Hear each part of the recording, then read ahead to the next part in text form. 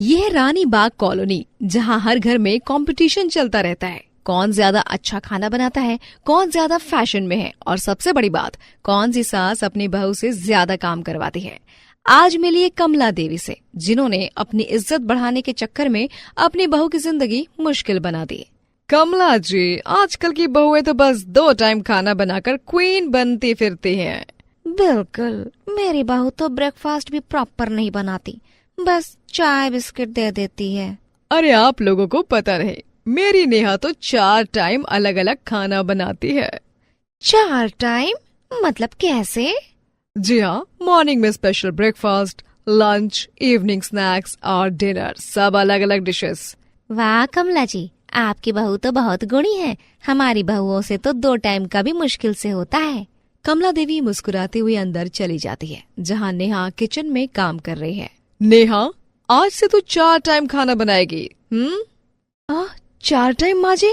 लेकिन क्यों? क्यों मतलब? घर में सिर्फ 2 टाइम खाना बनता है तो लोग क्या कहेंगे? शर्मा जी और वर्मा जी के सामने मैंने बोल दिया है। माँ जी, मुझसे इतना सब नहीं होगा। होगा क्यों नहीं? मैंने कहा है तो होगा, मेरी इज्जत का सवाल है। अगले दिन सुबह 6 बजे नेहा किचन में पराठे बना रही है। नेहा, ये क्या बना रही है?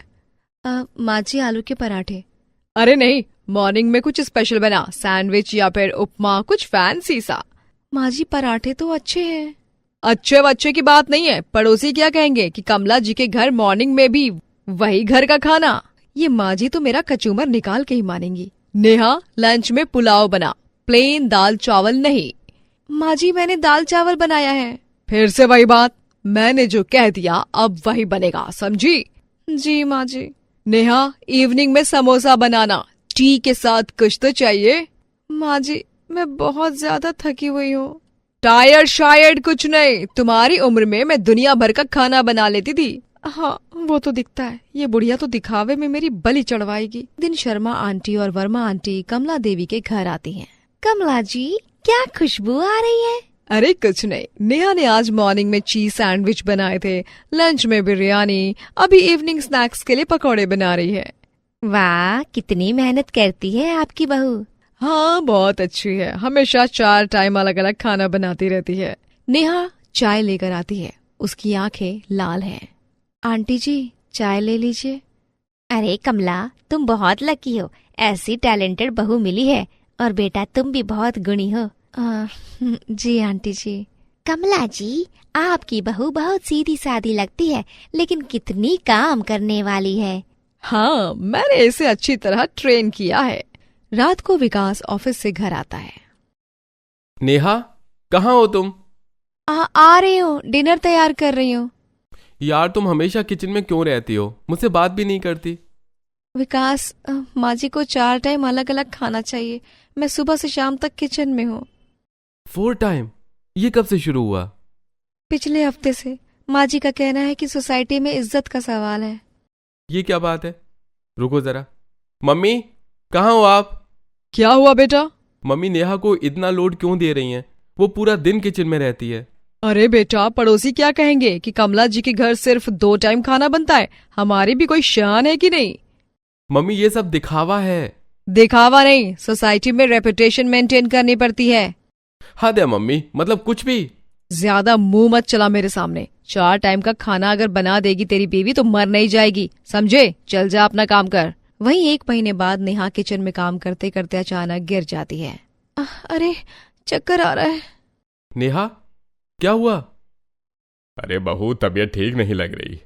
अरे नेहा, ये क्या हुआ? कोई डॉक्टर को बुलाओ भाई। इनकी तबीयत वीकनेस और स्ट्रेस की वजह से खराब हुई है। बहुत ज्यादा काम कर रही हैं लगता है। सुना आपने? डॉक्टर साहब, क्या करना होगा? कंप्लीट रेस्ट और कम से कम काम।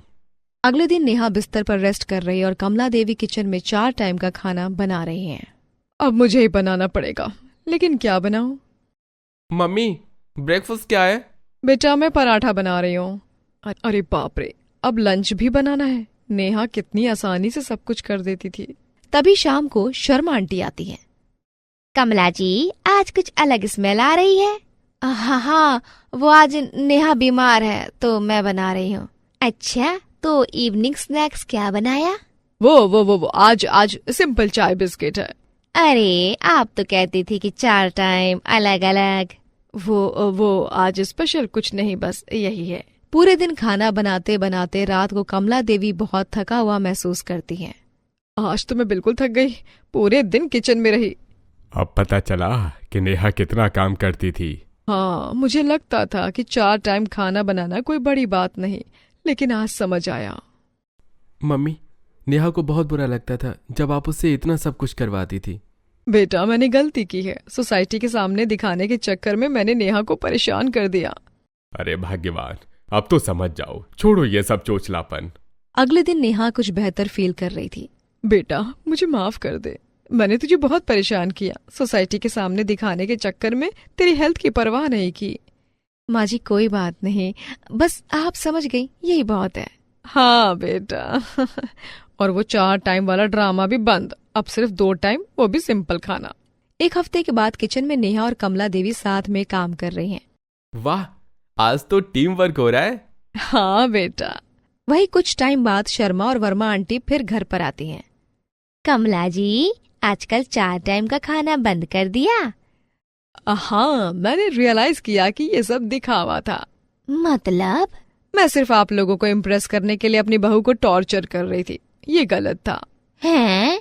लेकिन कमला जी, अब हम साथ मिलकर 2 टाइम का अच्छा खाना बनाते हैं। क्वालिटी इम्पोर्टेंट है, क्वांटिटी नहीं।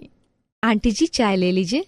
बेटा, तुम बहुत खुश लग रही हो आजकल। जी आंटी जी, माँ जी अब मेरी बेस्ट फ्रेंड बन गई हैं।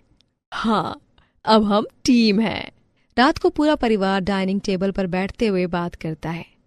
वाह, आज का खीर बहुत टेस्टी है। ये किसने बनाया? हम दोनों ने। Perfect combination. नेहा, तूने मुझे सिखाया कि कुकिंग में सबसे इम्पोर्टेंट इंग्रेडिएंट क्या है। क्या माँ जी? लव, प्यार, मोहब्बत और साथ मिलकर काम करना। मम्मी, अब आप सोसाइटी प्रेशर में नहीं आएंगी ना? बिल्कुल नहीं। अब मैं समझ गई हूँ कि खुशी अपने घर में होती है, दूसरों को दिखाने में नहीं। और इस तरह कमला देवी को समझ आया कि सोसाइटी के सामने दिखावा करने से अच्छा है अपने घर में खुशी रखना। जब तक हमारे ईगो हमारे फैमिली के लिए प्रॉब्लम ना बने, तब तक सब ठीक है, क्योंकि आखिर में सबसे बड़ी अचीवमेंट होती है अपने परिवार की खुशी।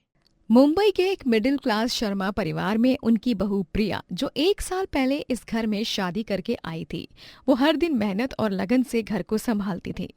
मगर कहते हैं ना कि सास को बहू का कभी कोई काम नहीं दिखती है तो बस उसकी कमियां। रोहित, देखो तुम्हारी बीवी ने फिर से चाय का बर्तन जला दिया। अरे, इसे कुछ आता भी है या नहीं? और फिर साबुन भी कितना बर्बाद करती है बर्तन धोने में। सॉरी माँ जी, मैं आगे से ध्यान रखूंगी। क्या करूं मैं सॉरी का? और खाने में इतना तेल नमक कौन डालता है? कितना बर्बाद करेगी हम लोगों को। माँ, ऐसे क्यों बोल रही हैं? अब तुम मुझे सिखाओगे कि मैं कैसे बोलूं? सुधा, इतना क्यों चिल्ला रही हो? सही तो बना है खाना। हाँ हाँ, सबको ये बहुत अच्छी लगती है, बस मैं ही तो बुरी हूँ। सुधा देवी को लगता था कि प्रिया सिर्फ उनके पैसे के लिए शादी करके घर आई है, इसीलिए वो हर दिन कोई न कोई नई परेशानी खड़ी करती रहती थी, और पैसे की बात आते ही वो और भी सख्त हो जाती थी। रीता, ये लड़की तो बिल्कुल कामचोर है, सारा दिन एसी में पड़ी रहती है महारानी बनकर। बिजली का बिल कितना आएगा अगर यूं ही एसी चलाती रहेगी तो, इसे समझ नहीं आ रहा। प्रिया पूरे घर की सफाई करके ही थोड़ी देर आराम करने के लिए बैठी ही थी कि तभी, अरे वहां क्यों बैठी है? और ये एसी क्यों चला रखा है? बिजली का बिल क्या तुम्हारे मायके वाले भरेंगे? जाकर रसोई साफ कर। माँ जी, मैंने अभी साफ की है, और एसी तो जस्ट मैंने अभी ऑन किया है। मुझसे बहस मत कर, और हाँ, टीवी जरा कम चलाया कर, बिजली बर्बाद होती है। प्रिया दुखी मन के साथ चुपचाप वहां से उठ के काम करने चली जाती है। शर्मा जी, इन आजकल की लड़कियों को कुछ नहीं आता, बस शादी करके खाने आ जाती है, पैसे का कोई हिसाब नहीं, बस खर्च करना जानती हैं। लेकिन सुधा, मैं तो देखती हूँ प्रिया बहुत मेहनती है और बहुत समझदारी से खर्च भी करती है। आप क्या जानेंगे, ये सब दिखावा है, पैसा तो मेरा जाता है हर महीने। पूरे दिन तक तमाशा देखकर शाम को रोहित और उसके पिता कृष्णा प्रिया को प्यार से समझाते हैं। प्रिया, तुम परेशान मत हो, माँ का मिजाज ऐसा ही है। जी रोहित, मैं कितनी भी कोशिश करूं, माँ जी को मैं अच्छी नहीं लगती, वो हमेशा पैसे की बात करती रहती हैं। प्रिया परेशान ना हो बेटा, तुम्हारी माँ का गुस्सा थोड़ा तेज है। प्रिया, मैं माँ से बात करूंगा। रोहित और कृष्णा सुधा देवी के पास जाते हैं। माँ, आप प्रिया के साथ इतना बुरा व्यवहार क्यों करती हैं? सुधा, प्रिया अच्छी लड़की है, वो इस घर की बहू है, कोई नौकर नहीं है। अरे वाह, तुम दोनों मेरे खिलाफ हो गए। उसके आने के बाद से तुम लोग मुझे ही गलत समझते हो और फिर घर का खर्च बढ़ता ही जा रहा है। सब तो मुझे ही मैनेज करना होता है ना। माँ, बात ये नहीं है, आप उसे मौका तो दीजिए। मौका? 1 साल से मौका दे रही हूँ, लेकिन ये बदलेगी नहीं। पैसे की कदर है ही नहीं इसे। बेटे और पति की बातें सुधा देवी के दिल पर लगती हैं और उसे ये गलत फहमी हो जाती है कि प्रिया मेरे पति और बेटे को मेरे खिलाफ भड़का रही है। फिर होना क्या था, अगले दिन सुधा देवी और भी सख्त हो जाती हैं। सुन, आज मेरी बहन रीता आ रही है, उसके लिए खास खाना बनाना। और हाँ, कोई गलती नहीं होनी चाहिए, लेकिन ज्यादा सामान मत खरीदना बाजार से, ठीक है? पैसे बर्बाद मत करना। जी माँ जी। प्रिया पूरे दिन रसोई में खाना बनाती है और घर के सारे काम निपटाती है। आराम करने का उसे टाइम तक नहीं मिलता। जा जाकर रीता के लिए चाय ले आ और कुछ नाश्ता भी ले आना, लेकिन ज्यादा चीनी मत डालना, महंगी है। प्रिया चाय के साथ टेस्टी नाश्ता भी लेकर आती है। अरे सुधा, ये तो बहुत स्वादिष्ट है। हाँ हाँ ठीक है। अपनी तारीफ सुन के प्रिया मन ही मन काफी खुश होती है, लेकिन अगली सुबह कुछ अलग थी। उसने सुधा देवी की सोच को हमेशा के लिए बदल दिया। जब सब सो के उठे तो उन्हें कुछ अजीब सी गंध आई। ये गंध कैसी आ रही है? ये तो लग रहा है सिलेंडर लीक हो रहा है। प्रिया तुरंत गैस बंद करती है, घर की सारी खिड़कियां खोल देती है। जल्दी सब लोग बाहर जाइए। अरे अब क्या नाटक कर रही है? माँ जी, गैस लीक हो रही है, घर में कोई भी स्विच मत दबाइएगा। बकवास बंद कर और काम कर। तभी सुधा देवी पंखा चलाने के लिए स्विच की तरफ बढ़ती हैं। नहीं माँ जी, ये बहुत खतरनाक है, धमाका हो सकता है। प्रिया तुरंत गैस एजेंसी को फोन करती है और सबको बाहर ले जाती है। प्रिया, प्रिया क्या हुआ? गैस लीक हो रही थी, अगर माँ जी ने पंखा चला दिया होता ना तो। अरे भगवान, बच गए।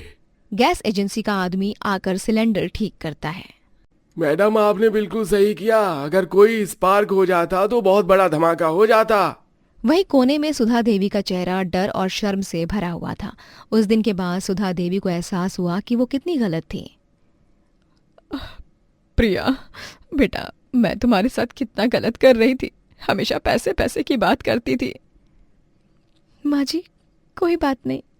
नहीं बेटा, बहुत गलत किया मैंने। मुझे डर था कि तू रोहित को मुझसे दूर कर देगी और मैं सोचती थी कि तू सिर्फ पैसों के लिए आई है, लेकिन मैं आज समझी, तू तो इस घर की रक्षक है।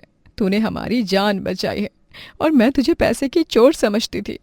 माँ, मैंने हमेशा कहा था प्रिया कितनी अच्छी है। सुधा, अब तो मान जाओ, प्रिया सच में हमारी बेटी है। माँ जी, आप मेरी माँ हैं, मैं हमेशा आपका ख्याल रखूंगी और घर का खर्चा भी संभाल के करूंगी। अगली सुबह सुधा देवी प्रिया के साथ रसोई में काम करते हुए दिखाई देती हैं और इस तरह शर्मा परिवार में सिर्फ खुशियां आती हैं। सुधा देवी ने समझा कि रिश्ते प्रेम और समझदारी से बनते हैं, पैसों से नहीं।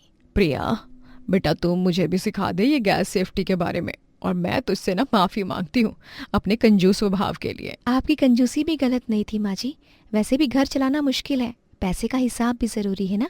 प्रिया की समझदारी ने न सिर्फ घर बचाया बल्कि पूरे परिवार को जोड़ दिया। सुधा देवी की कंजूसी भी प्रिया की वजह से प्रेम में बदल गई, क्योंकि सच्चा प्रेम धैर्य और समझदारी से हर दिल जीत सकता है।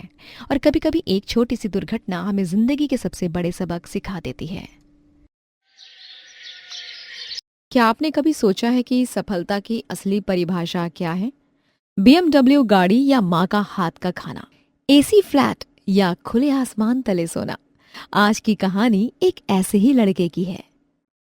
अर्जुन बेटा, देखिए धान के पौधे कितने प्यार से लहला रहे हैं। ये मिट्टी नहीं, सोना है सोना। आज तुम भी थोड़ा मेरा हाथ बटा। बाबूजी, आप भी ना। आज के जमाने में कौन खेती करता है?